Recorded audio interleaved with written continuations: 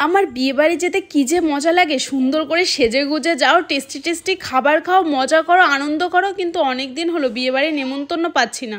আরে অঞ্জলি, তুমি এখন রেডি হওনি?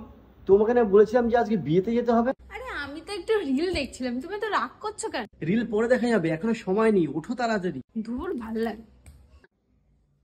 আরে এদিকে একটু আসো তো, কোনটা পরবো বুঝতে পারছি না। এই জন্যই তো বলি আগে থেকে ঠিক রাখলে এমন হতো না। আরে ওসব বাদ দাও তো, আমাকে একটু হেল্প করো। এখন কি পরবো সেটা বলো। আরে এই নাও, এইটা পরো, খুব সুন্দর লাগবে। আর তার সাথে দেখো এই গয়নাটা পরো, একদম ম্যাচিং হয়ে যাবে, হেভি সুন্দর। বরের পছন্দ করা ড্রেসটা চলো ঝট করে চেঞ্জ করে নি। টেনটেনা, দেখো তো আমাকে কেমন লাগছে। তো ঠিক আছে, কিন্তু মেকআপটা এখনো পর্যন্ত হয়নি। আজকে একটু এক্সট্রা গ্লো চাই। এক্সট্রা গ্লো দরকার?